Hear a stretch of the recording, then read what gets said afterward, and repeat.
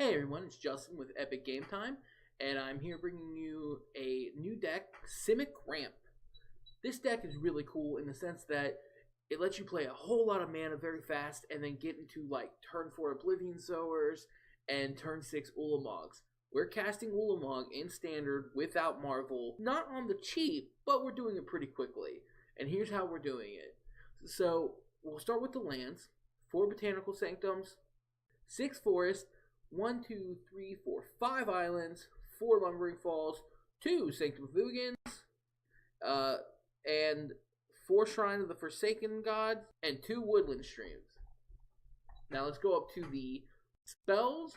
We're rocking 4 Anticipates, and all these are going to be doing is helping you get either, like in Game 1 or Game 2, Kioras. It's going to be helping you get land if you're light on land, and helping you get to Nissa's Renewals, or if you have all the mana you need, helping you get to your Eldrazi package, which we'll be showing here in just a moment. We have Censors. Censors are great because it's like a really good counterspell against Marvel. It's also a pretty good counterspell against like Mardu vehicles and some of the big top decks to just be able to counter that like big spell early on to get you into your late game, which is where this deck wants to be. Then we have our Mana Dorks. These are our mana generators. There's 4 Druid of the Cows and 4 Naga Vitalists. These are essential to have in your opening hand just to get you from 2 to 4. So this is your turn 3 Kioras.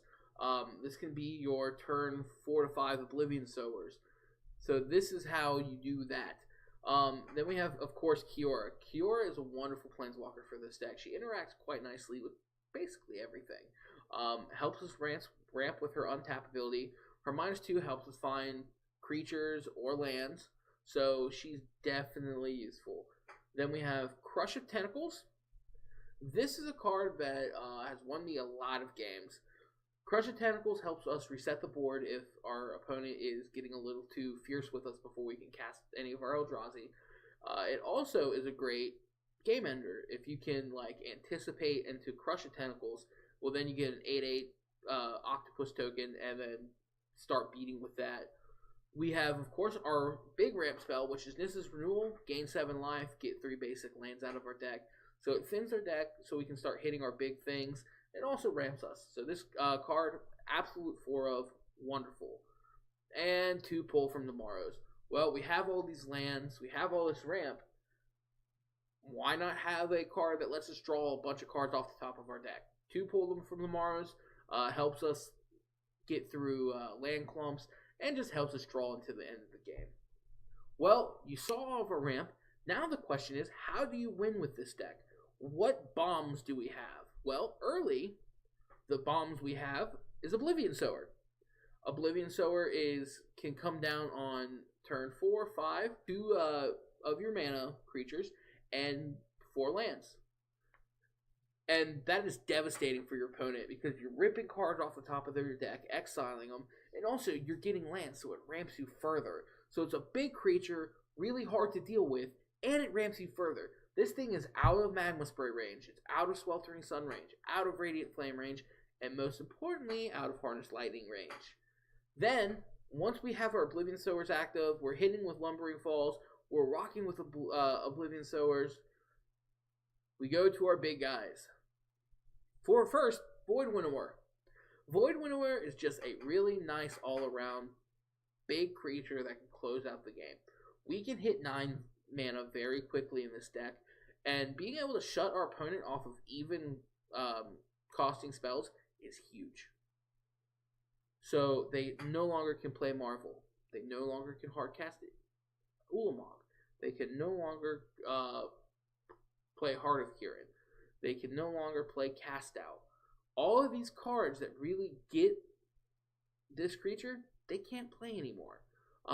Then, of course, we're playing 2 of Big Daddy Ulamog himself. Ulamog the Ceaseless Hunger. This card is obviously the payoff for the deck. You ramp really fast, and then on turn 6, you play Ulamog the Ceaseless Hunger, or you play it on turn 7 or 8. Heck, sometimes you even play it on 10, and that's fine. One of the things about this card is no matter when you play it, it pretty much closes the game out if your opponent doesn't have an immediate answer for it. Alright, let's go to the sideboard. Sideboard is a lot of counter, to be honest. It's 4 dispels, 2 disallow, 2 ceremonious injection with a commit to memory. Now, why so many counters? Well, as you can assume, any counter spell deck that we go against is pretty good against us. Being able to counter our big spells hurts. We do tap out a lot with this deck, especially in the early stages. You tap out a lot to play Kiora, to play Oblivion Sower, to play Nissa's Renewal, and if you get hit with that, that is brutal. Having those countered really slows our momentum down. So, what this does is gives us game against that. Obviously, the spells give us game against counter. Disallow gives us game against counter and Marvel and Mardu and all of those other decks. Ceremonious Injection, obviously, they're straight for Marvel. Commit to Memory as well. Bounty Alexa is this really awesome enchantment card. It's just great against control decks. If it resolves, it helps you ramp and draws you cards. So you can't really ask for much more out of an enchantment. So that's in there for control matchups. And of course, we have Dissenter's Deliverance. Great against Mardu vehicles, great against Marvel. So it's just an all-around good card against the top decks. Pulse of Marasa is in here for that 2-ticket red deck. There is red decks just scurrying all over the leagues right now because it's cheap and it's super effective. And Pulse of Marasa is a great 3-mana spell. It gets a land or a creature back if they've been able to kill one of our mana generators.